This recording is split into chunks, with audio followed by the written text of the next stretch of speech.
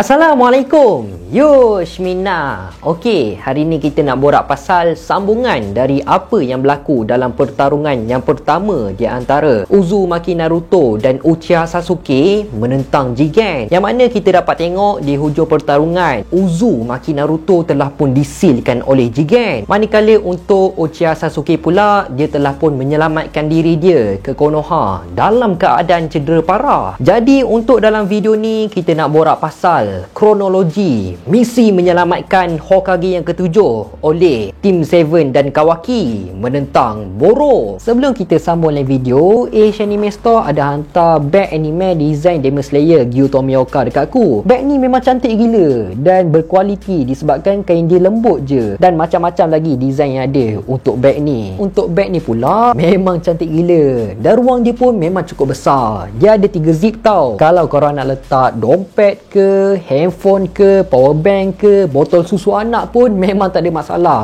Kalau macam aku, contohnya aku letak baju tau dalam ni.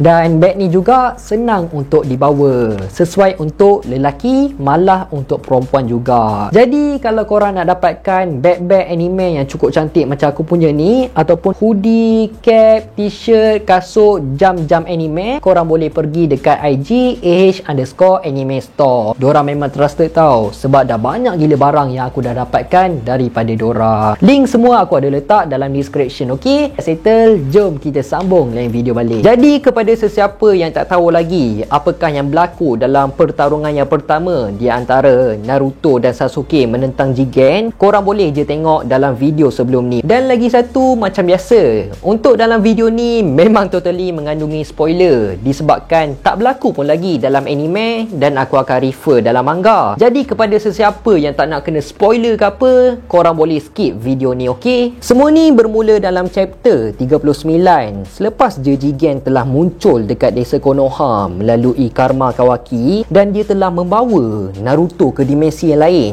untuk bertarung dekat sana. Situasi dekat Konoha kita boleh nampak Boruto, Sarada dan Mitsuki pun telah pergi ke rumah Naruto sebab diorang nak tengok lah keadaan Naruto dengan Kawaki macam mana. Tapi malangnya sewaktu diorang dah sampai dekat situ, waktu tu Naruto dah tak ada dekat situ. Hanya tinggal Kawaki seorang je dengan tangan palsu Kawaki yang telah menggunakan cakra Naruto tu pun tiba-tiba dah tak berfungsi disebabkan Naruto dah tak sedarkan diri selepas dia telah disilkan oleh Jigen. Tak lama lepas tu, Shikamaru and the gang pun telah sampai dekat rumah Naruto, dan Shikamaru pun terus je menggunakan teknik shadow paralysis jutsu dia pun dekat Kawaki supaya dia tak boleh nak bergerak. Shikamaru juga telah mengarahkan tim barrier untuk barrierkan kawasan rumah Naruto supaya Kawaki tak dapat nak keluar dari tempat tu dan pihak musuh pun tak boleh nak datang dekat situ. Jadi Shikamaru pun terus je cakap dekat Kawaki, aku tetap respect cara layanan Hokage yang ketujuh terhadap kau, jadi aku lepaskan kau dari teknik aku ni selagi kau tak cuba buat benda-benda yang bodoh. Jadi sekarang ni bagi tahu aku Kawaki, apa sebenarnya yang terjadi. So Kawaki pun jelaskanlah semuanya apa sebenarnya yang telah terjadi dan siapakah musuh yang Naruto sedang hadapi. Tapi walau macam mana pun, Shikamaru tetap tak percayakan Kawaki. Sejak dari awal lagi dia telah dibawa ke Konoha sebab dia menganggap Kawaki ni berkemungkinan besar salah seorang dari members kumpulan Kara juga, dan mungkin dia ni merupakan spy yang telah dihantar untuk menghancurkan desa Konoha. Jadi Kawaki pun jawablah, aku tak salahkan kau fikir macam tu dekat aku sebab benda tu pun macam logik juga. Jadi apa yang kau nak aku buat? Shikamaru pun balas, selagi Naruto tak ada dekat sini, dialah orang yang bertanggungjawab yang akan membuat keputusan ke atas Kawaki selaku penasihat Naruto. Rumah ni tetap akan kena barrier sampailah kita orang dapat bukti yang kau ni sebenarnya bukan bukanlah seorang spy. Dan Kawaki pun okey je lah dengan semua ni, sebab at least dia bukannya dipenjarakan. Tapi Boruto macam biasalah, dia ni kan jenis keras kepala sikit. Dia pun lawan lah cakap Shikamaru. Dia mempertahankan Kawaki. Dia cakap Kawaki bukannya seorang spy. Dia sanggup korbankan tangan dia untuk menyelamatkan Naruto dengan Himawari. Jadi kalaulah dia ni seorang spy, kenapa dia sanggup korbankan diri dia untuk selamatkan Naruto dengan Himawari? Cumanya Shikamaru tetap cakap lah dekat Boruto, benda ni bukannya boleh membuktikan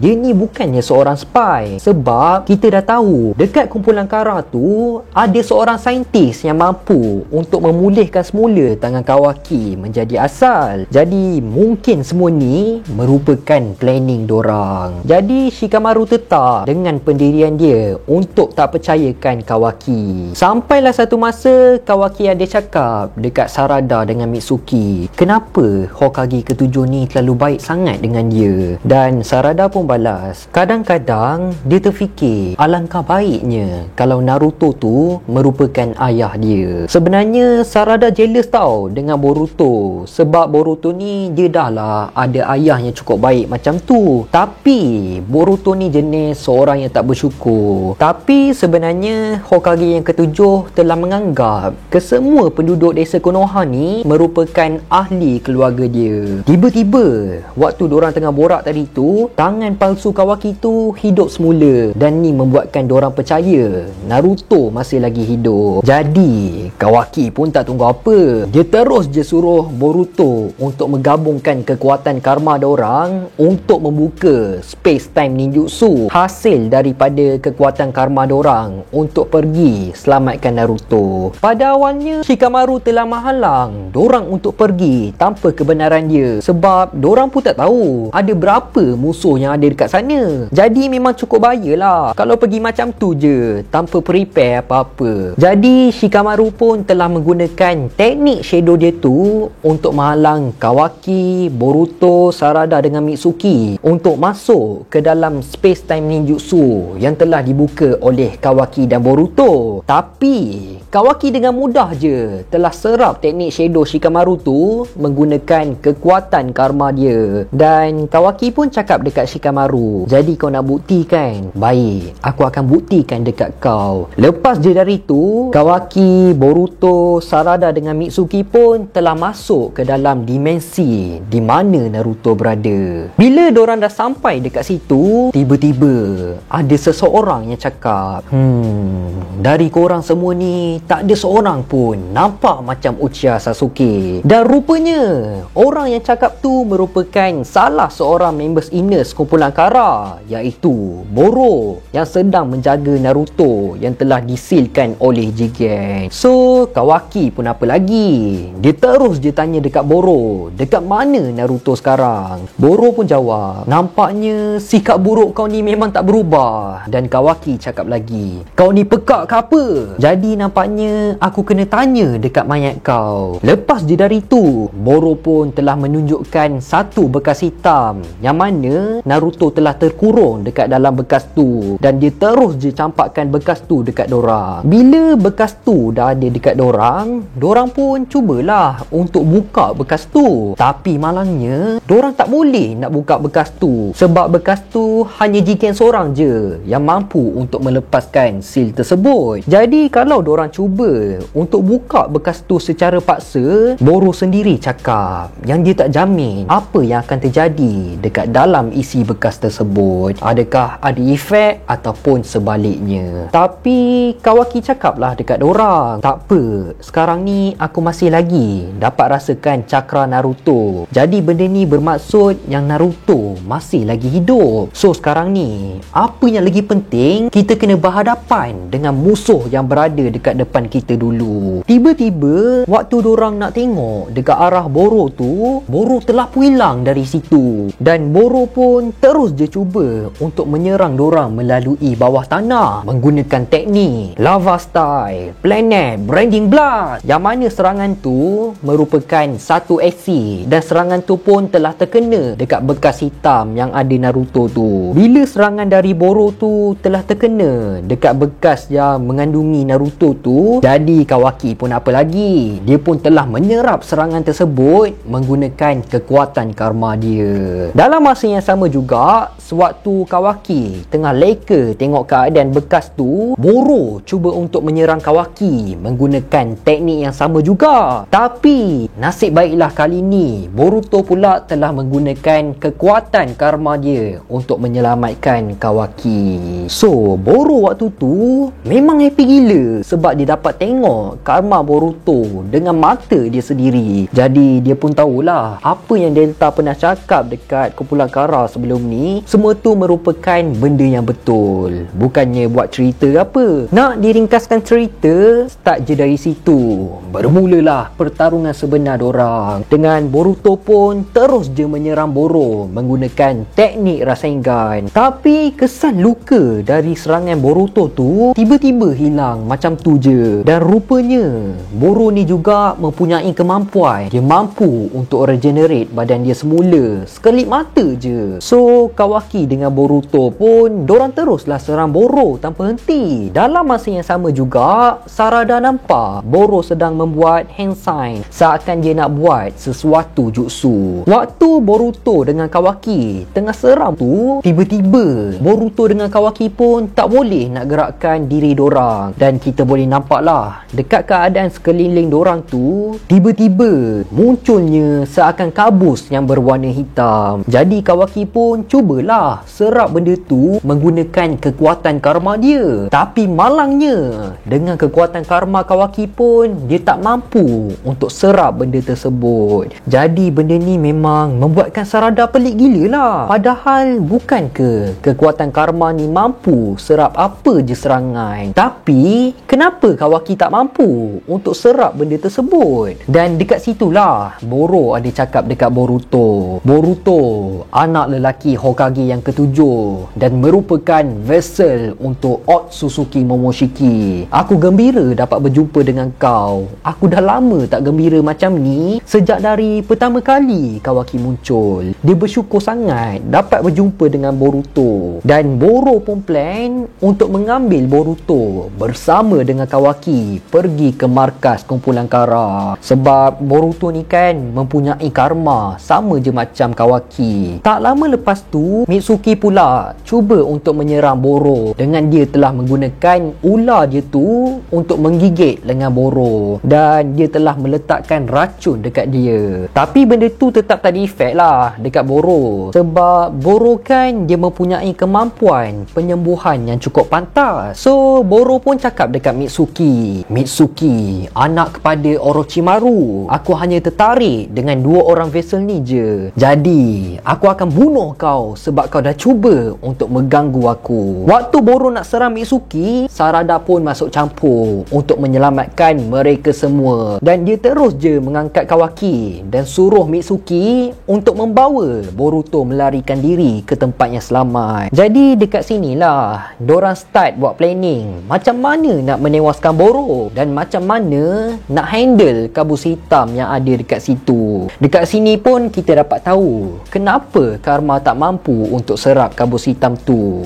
Disebabkan Karma hanya mampu menyerap sesuatu tenaga, bukannya benda fizikal. Aku bagi contoh je macam ni. Karma hanya mampu untuk menyerap jutsu air yang dihasilkan menggunakan cakra. Tapi Karma tak boleh nak serap jutsu yang menggunakan air yang memang dah ada. Contohnya macam air laut ataupun air sungai. Lepas tu Mitsuki pun cakap dekat Sarada, tadi aku berjaya ambil sikit kabus hitam tu dekat mulut ular aku. Jadi aku nak kau fokus betul-betul analisis apa sebenarnya kabus hitam ni menggunakan kemampuan mata Sharingan kau, sampaikan mata kau boleh jadi seakan mikroskop. Dan akhirnya dah terjawab apa sebenarnya kabus hitam yang telah dikeluarkan oleh Boruto. Rupanya kabus hitam tu merupakan virus yang telah digunakan oleh Boro menggunakan scientific ninja tools. Jadi disebabkan itulah Kawaki tak mampu untuk menyerap kabus tersebut menggunakan karma dia, disebabkan tu merupakan virus. Dan sebelum dorang nak kembali bertarung dengan Boro, dorang pun telah melantik Sarada sebagai ketua kumpulan dorang. Jadi sekarang ni Sarada pun pergilah berhadapan dengan Boro secara sendirian. Pada awalnya, waktu Sarada sedang bertarung dengan Boro, tiba-tiba Boro berlari keliling Sarada untuk mengepung Sarada menggunakan virus dia tu. Jadi Sarada pun dah tak ada tempat lah untuk melarikan diri. Sebab kalau dia pergi ke kiri ada virus, pergi ke kanan ada virus. Nak buat macam mana kan? So, pilihan Sarada yang ada sekarang ni untuk mengelak daripada virus Boro tu hanyalah dekat udara. Sarada pun lompat lah untuk elak daripada virus tersebut. Tapi waktu Sarada melompat je, dia terus je diserang oleh Boro sampaikan dia terjatuh dekat tanah. Waktu ni Boro memang dah yakin gila lah Sarada juga akan menerima nasib yang sama macam Boruto, Mitsuki dengan Kawaki selepas kena virus dia tu. Tapi tiba-tiba waktu Boro dah tangkap Sarada, Sarada masih lagi mampu untuk menyerang Boro dan dia terus je bagi arahan dekat dorang bertiga untuk menyerang Boro. Kalau ikutkan, selepas je dorang semua telah pun terhidu virus tersebut, benda tu efek dekat dorang tak boleh nak bergerak tau. Sama jugalah macam Sarada. Tapi dekat sini membuatkan Boro pelik lah. Kenapa Sarada masih lagi mampu bergerak selepas dia telah terhidu virus tersebut? Benda ni disebabkan dorang semua telah menemui antibody. Macam mana nak counter balik virus Boro tu? Hasil daripada darah Boro. Macam mana dorang boleh dapat darah Boro tu? Hasil daripada serangan pertama Mitsuki dekat Boro. Ular dia tu kan telah menggigit Boro untuk memberikan racun dekat Boro. Tapi dalam masa yang sama juga, ular Mitsuki tu telah pun mengambil sepihan daripada darah Boro. Jadi penawar untuk lawan virus Boro tu ialah Boro sendiri. Aku ringkaskan cerita lagi. Waktu diorang berempat dah serang Boro macam mana sekalipun, sampaikan kepala Boro dah hancur, lepas tu separuh badan Boro pun dah hancur. Tapi Boro tetap tak ada masalah dengan semua tu disebabkan Boro mempunyai kemampuan dia boleh regenerate badan dia semula. Jadi diorang pun cakap lah, Boro ni memang totally macam monster. Apa yang kita dah buat semua ni seakan sia-sia je. Benda ni tak akan berakhir. Walaupun kita mempunyai cakra yang tak terbatas sekalipun, kita tetap tak mampu untuk menewaskan dia. Jadi lepas je dari tu pun, Kawaki terus je cakap dekat Mitsuki dengan Boruto untuk melengahkan Boro walaupun beberapa minit sekalipun. So Boruto pun okey je lah, sebab Kawaki seakan mempunyai planning kan. Dia mengharapkan dekat Kawaki dan dorang pun terus je cuba untuk melengahkan Boro walaupun beberapa minit je. Time ni Kawaki terus berbincang dengan Sarada yang mana setiap seorang yang telah dimodify oleh Amado, termasuklah dengan dia sekali, mesti akan mempunyai limit kekuatan yang dorang mampu gunakan. Jadi kemampuan regenerate Boro yang seakan tak ada limit tu pun mesti ada kelemahan dia juga, iaitu core yang berada dalam badan Boro. Jadi cara dorang nak menangani kemampuan regenerate Boro ni dengan dorang kena menghancurkan core yang ada dalam badan Boro. So Kawaki pun suruh Sarada untuk menggunakan kemampuan mata Sharingan dia tu untuk mencari dekat mana sebenarnya terletaknya core yang ada dalam badan Boro. Jadi lepas je dari tu pun, Kawaki kembali membantu Boruto dan Mitsuki semula untuk memberi masa dekat Sarada untuk mencari dekat mana terletaknya core dalam badan Boro. Waktu Sarada tengah cari, dia cari, dia aim betul-betul badan Boro tu dekat mana core tu terletak, dan akhirnya dia pun dapat nampak sebenarnya Boro ni mampu untuk memindahkan core dia tu dekat mana je yang dia suka. Dan sekarang ni core dia berada dekat pinggang kiri dia. Tapi kalau Sarada bagi tahu dekat dorang dekat mana core Boro tu berada, dah tentulah Boro tu pun tak adalah bodoh sangat kan. Dia pun dah dengar apa yang Sarada cakap, mestilah dia terus je pindahkan core dia tu kan. Jadi Sarada pun dia buat keputusan untuk dia sendiri yang akan menyerang core Boro tu dengan menggunakan teknik terbaru yang dia belajar dari Sasuke. Dan teknik ni masih lagi tak perfect, dia tak pernah pun menggunakan semasa dalam pertarungan, iaitu teknik Chidori. Dan hasil Hasil, Sarada telah menggunakan teknik Chidori untuk menyerang Boro. Sarada pun telah berjaya mendapatkan dan menghancurkan core Boro tersebut. Jadi disebabkan core Boro tu dah hancur, Boro pun dia kehilangan lah kemampuan regenerate badan dia semula. Dan yang paling teruknya lagi, Boro pun tak dapat nak kawal diri dia sendiri, sampaikan badan dia terus je menjadi cukup besar dan seakan monster. Boro terus je mengamuk macam orang gila dekat situ dan menyerang semua benda yang berada dekat area situ. Jadi sekarang ni dorang memang dah tak ada pilihan lain dah. Kawaki pun suruh untuk dorang mengabaikan je si Boro tu. Yang penting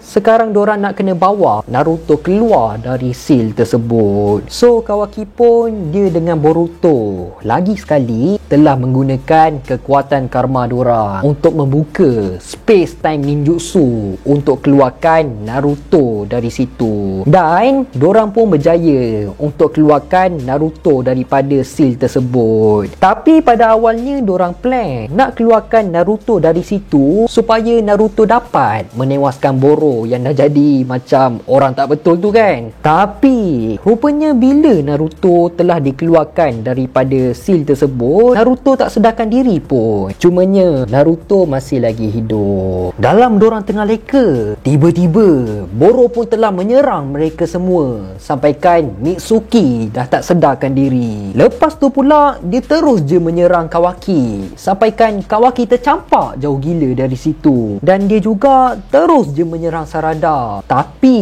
Boruto tak biarkan je Boro buat sesuka hati dia. Boruto pun cuba untuk menyelamatkan Sarada. Tapi malangnya lepas je Sarada dah terlepas dari Boro, Boro pula terus je menyerang Boruto tanpa henti. Di ambang kematian Boruto, tiba-tiba waktu Boro nak serang Boruto tu, Boruto terus je hilang dan dia sedang berada dekat udara. Waktu ni penampilan untuk Boruto memang totally lain sangat. Seakan penampilan untuk Boruto waktu tu bukannya diri dia yang sebenar. Dengan dekat kepala Boruto pun dah keluar tanduk dan mata Boruto pun terus je berubah menjadi putih. Jadi rupanya waktu tu Otsutsuki Momoshiki telah pun take over badan Boruto untuk pertama kali. Dan kekuatan dia waktu tu memang meningkat mendadak lah. Serangan pertama yang telah dibuat oleh Momoshiki telah berjaya menghancurkan tangan Boro. Dan lepas je dari tu, disebabkan body Boruto ni dah hampir kehabisan cakra, jadi Momoshiki pun telah pergi dekat Naruto untuk mengambil sedikit cakra daripada Naruto. Hasil daripada cakra yang Momoshiki dah ambil daripada Naruto tu, dia pun telah menggunakan serangan Rasengan yang cukup besar untuk menewaskan Boro, sampaikan body Boro hancur. Jadi selepas je Momoshiki telah berjaya menewaskan Boro, Momoshiki pun cakap lah, tak,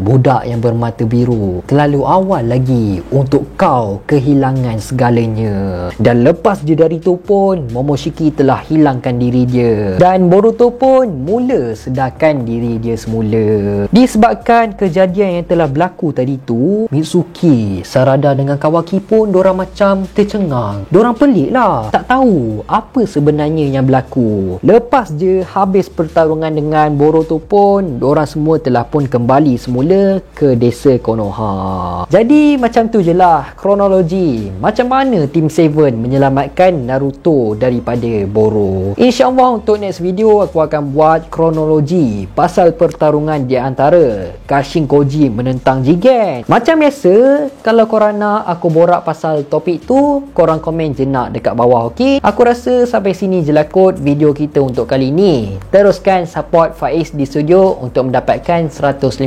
subscribers dalam tahun ni. InsyaAllah kita jumpa dalam next video. Assalamualaikum.